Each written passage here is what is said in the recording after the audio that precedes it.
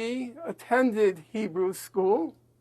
Actually, he grew up just a few blocks from me, or I should say I grew up a few blocks from him because he's older.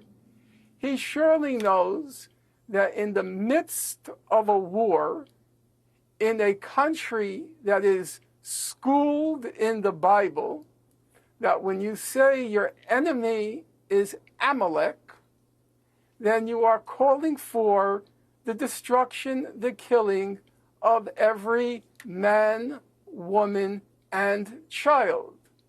So with all due regard to Mr. Dershowitz, I have to say this issue of human shielding is totally beside the point because it doesn't even come into play in this particular situation.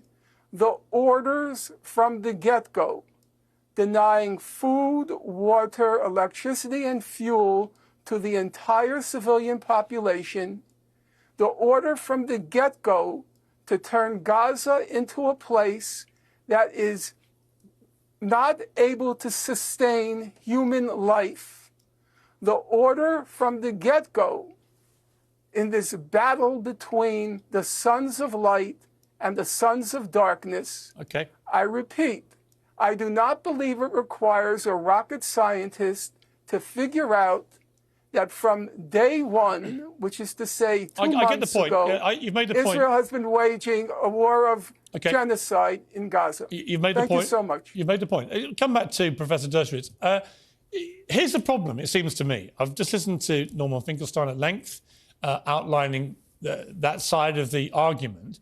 It's very hard when you look at what has actually been happening in Gaza in the last 2 weeks in particular, to avoid a conclusion that Israel doesn't really seem to care if it levels Gaza to the ground, as long as it can get rid of Hamas. My issue with that is, having defended their moral right to defend themselves as a country, is I don't think they're going to eliminate Hamas. And they're certainly not going to eliminate the ideology.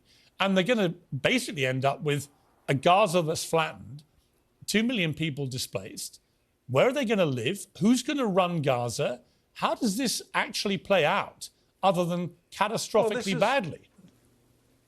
It will play out catastrophically badly because of what Hamas has done. We have to remember, first of all, you judge people by their actions, not by their words. The quotes from Professor Dinstein, who's been retired for probably 25 years, and Eland, and has nothing to do with the Israeli government, are individuals. Dinstein is 100% wrong. I'll give you an example. Is there no difference between Nazis putting Jews deliberately, 6 million of them, into gas chambers and other means of death, deliberately targeting them, and what the United States did at Hiroshima and Nagasaki? They may both be wrong, but there's an enormous difference between deliberately targeting civilians, such as the Nazis did during the Holocaust, and engaging in war actions which you know are going to inevitably cause death of civilians. So there's an enormous, enormous difference there. Then he talks about Amalek and Hamas. I know the Bible very well. And of course, Amalek was a group of people that sought to destroy Israel. But when people refer to Amalek, they don't refer to the Palestinian people. They refer to Hamas, and Hamas is Amalek.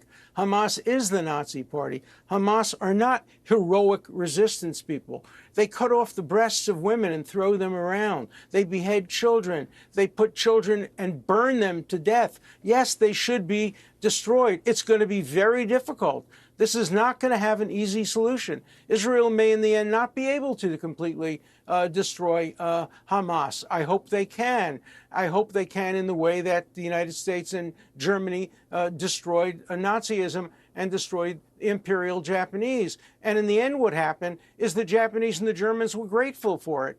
And then the United States and Great Britain helped rebuild Germany and Japan and turn them into great allies. That's my hope for Gaza. My hope for Gaza is that the people of Gaza will finally be rid of Hamas, that took over in a bloody coup, and that the United States and Europe can then rebuild it better than it was before, like a Marshall Plan, and hope that a democratically elected Palestinian people will then have a two-state solution. Yeah, but I've been in favor of a two-state solution since 19...